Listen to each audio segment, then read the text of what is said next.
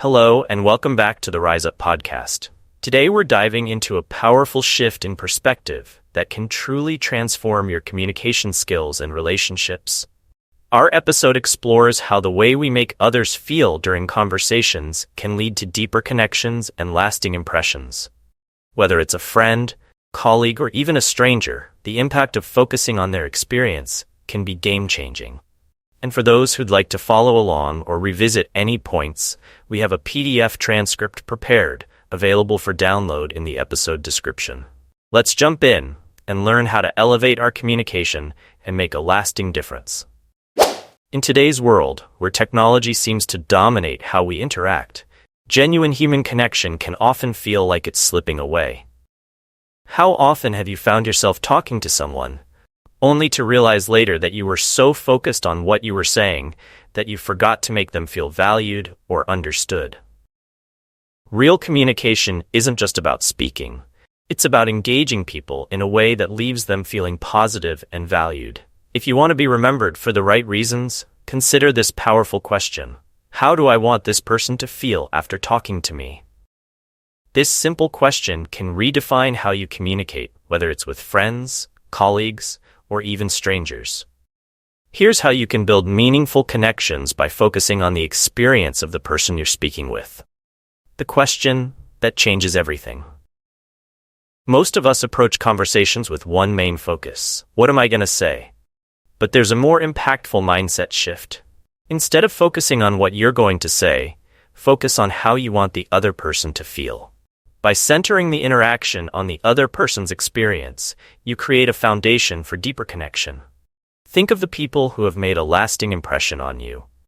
Odds are, you remember them, not just for their words, but for how they made you feel. Maybe they made you feel supported, valued, or understood. This effect is powerful and lasting. We often remember how people made us feel long after we've forgotten the specific words they used. It's this feeling that keeps people coming back to you, trusting you, and opening up to you. Step 1. Define the feelings you want to create. Before any conversation, take a moment to think about what you want the other person to take away emotionally. Do you want them to feel understood, energized, or maybe reassured? The idea isn't to perform a feeling, but to genuinely intend for the interaction to have a positive impact. Instead of going for vague impressions like, I want them to think I'm interesting, aim for specific emotions. For instance, if you're catching up with a friend, maybe you want them to feel heard and appreciated. Or, if you're in a work meeting, you might want your team members to feel motivated and respected. Focusing on one or two emotions before you start a conversation sets a tone that is authentic and focused.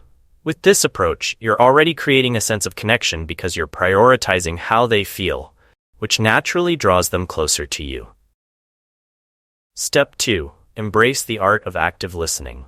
Listening sounds simple, but active listening requires effort and genuine interest.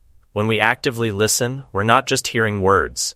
We're tuning into emotions, body language, and the meaning behind what's being said. This is what makes active listening so powerful. It communicates to the speaker that they're genuinely being valued and understood. Instead of waiting for your turn to speak, focus on the person in front of you. This might mean nodding, making eye contact, or asking open-ended questions that encourage them to share more. For example, if a friend is talking about an upcoming business trip, resist the urge to jump in with your own travel story.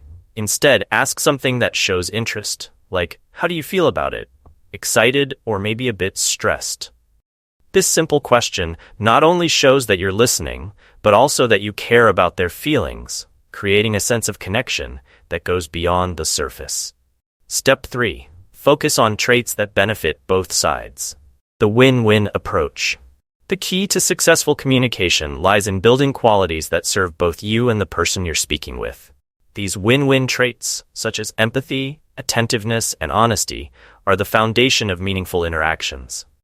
They bring out the best in us and resonate with others, creating a natural balance where both sides feel valued.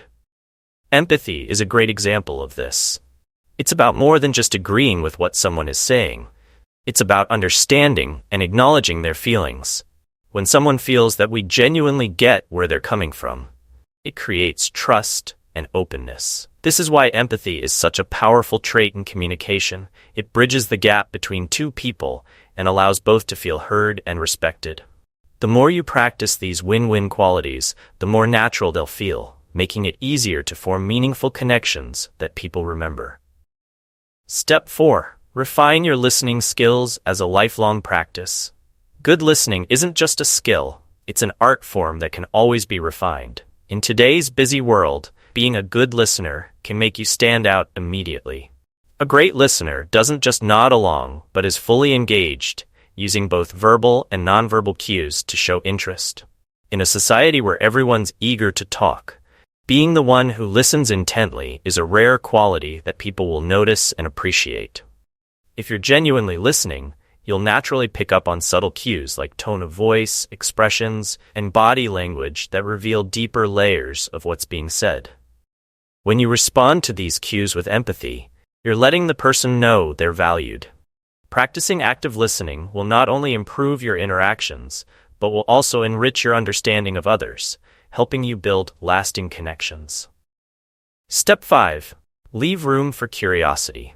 In conversations, curiosity goes a long way. When someone shares something, ask questions that invite them to open up. Curiosity shows that you're not just passively listening, but are genuinely interested in what they have to say. If a friend mentions they're trying out a new hobby, don't just say, "That's cool." Instead, try asking, "What got you into that?" or "What's your favorite part about it?" This small shift shows that you care about their experiences, not just about the conversation itself. Wrapping it all up. Mastering communication isn't about having the perfect words or the cleverest stories. It's about giving others an experience they want to return to. By focusing on how we want people to feel after talking with us, we shift from just speaking to building real connections. Every interaction becomes an opportunity to make someone feel valued, heard, and understood. And this impact doesn't just benefit others, it creates a meaningful sense of purpose and connection for us too. In the end, it's these small, thoughtful changes that lead to genuine communication success. When we build conversations around others' feelings, we're doing more than just talking. We're creating connections that truly matter. So next time you're in a conversation, pause for a moment and consider, how do I want them to feel?